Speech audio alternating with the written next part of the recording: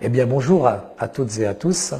Salam alaikum, je suis très heureux d'être avec vous dans le cadre de ce petit témoignage que j'aimerais vous expliciter comment j'ai fait cette rencontre personnelle, moi musulman, avec la personne de Yeshua al-Masih, Jésus-Christ.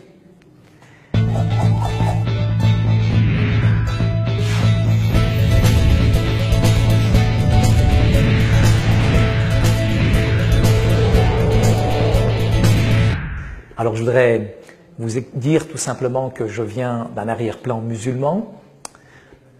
J'ai traversé la mer Rouge pour venir, c'est vrai, dans ce pays où coulait le lait, le miel et le travail, puisqu'à l'époque il y en avait. Nous avons rejoint mon père pour des raisons économiques. Et en arrivant en France, bien entendu, j'ai pratiqué ma religion avec force, avec conviction.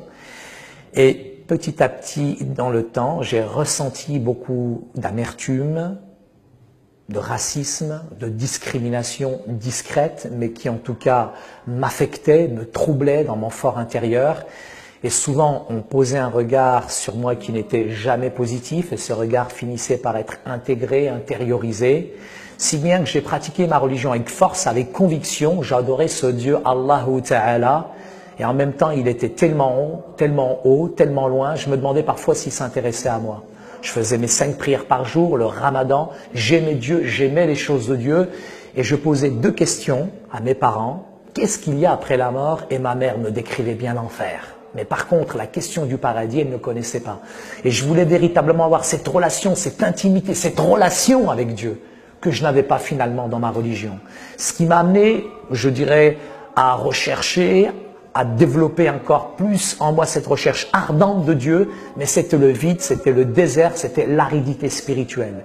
J'ai vécu la violence à l'extérieur que j'ai importée chez moi, et cette violence qu'il y avait chez moi, je l'ai exportée, et cette violence, elle est devenue mon identité, elle est devenue ma vie.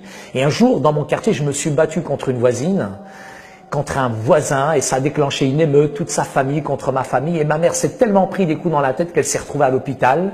Mais au-dessus de chez nous, c'est pour ça que je dis que le salut vient d'en haut, il y avait des chrétiens qui se sont proposés de garder mes petits frères et sœurs, le temps que ma mère était à l'hôpital. Donc ils ont gardé mes petits frères et sœurs, et quand ma mère est sortie, elle leur a fait un grand couscous, et on s'est lié d'amitié avec eux.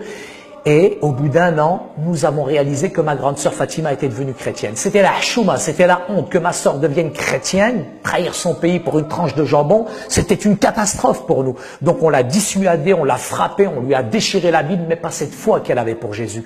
Et j'ai été troublé, interpellé par, je dirais, la ferveur, par l'amour, par la puissance, par la paix que dégageait ma sœur. Et à ce moment-là, mes parents m'ont envoyé dans l'église pour faire l'espion. Et quand j'ai espionné ma sœur, j'ai été foudroyé, subjugué, je dirais, à l'intérieur de cette église, parce que j'en avais une mauvaise conception du christianisme. Et le christianisme se résumait à tout ce que je voyais à la télévision. Mais quand j'ai vu dans cette église des chrétiens comme l'eau dans l'eau qui se mélangeaient, authentiques, qui louaient Dieu de tout leur cœur, je me suis dit, ne seraient-ils pas musulmans? Mais ils ont l'air véritablement soumis. Et je me suis rendu compte que ces chrétiens aimaient Dieu encore plus que moi. Et j'ai fait mes propres recherches personnelles en étudiant la Bible. Ça m'a bouleversé, marqué, subjugué par la figure du Christ et la personne de Yeshua al-Masih. Un grand roi qui a quitté son ciel de gloire, non pas pour venir au Carlton, mais pour naître dans une grotte, dans une étable. J'ai jamais vu un roi comme ça. Et un roi qui me disait, aimez vos ennemis, bénissez ceux qui vous maudissent, faites du bien à ceux qui vous maltraitent. J'ai jamais connu ça. Et j'ai été bouleversé par le message de l'évangile. Et j'ai réalisé la puissance de la croix. Et Jésus a changé, bouleversé, transformé ma vie. Je savais ce que c'était que le péché, voler, mentir, tricher. Mais là, le péché, quand je l'ai réalisé à la lumière, à la puissance du Saint-Esprit, j'ai véritablement demandé pardon à Dieu, j'ai pleuré sur ma misère, et là j'ai abdiqué face à la croix. Parce qu'elle n'était pas un film, mais une expérience personnelle, individuelle, qui m'a appris à aimer aujourd'hui tout homme, de toute race, de toute condition.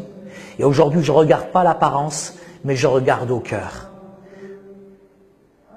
Simplement, j'ai aussi été m'excuser dans mon quartier. Et là, dans mon quartier, beaucoup de personnes ont été touchées de voir ma vie changer, transformée. Il y a quelqu'un que je détestais, c'était mon père. Et je lui ai demandé pardon. Je l'ai serré dans mes bras. Et je lui ai dit, Père, de la même manière que Jésus m'aime, papa, je veux t'aimer. De la même manière que Jésus m'a pardonné, papa, je vais te pardonner. Et mon père a accepté Jésus dans sa vie. J'ai un père là-bas que je ne connaissais pas, mais grâce à Jésus, aujourd'hui j'ai une véritable relation avec Dieu et j'ai l'assurance de la vie éternelle. Merci.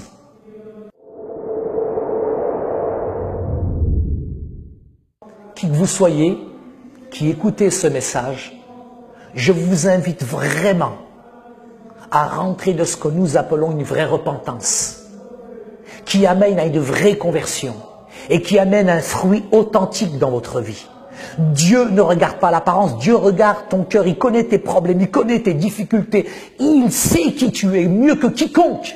Tu as été déçu, trompé peut-être par les gens dans le passé, mais aujourd'hui, si tu mets ta foi en Jésus-Christ, il peut véritablement changer, bouleverser ton cœur. Ya Rab, je veux faire cette prière en arabe.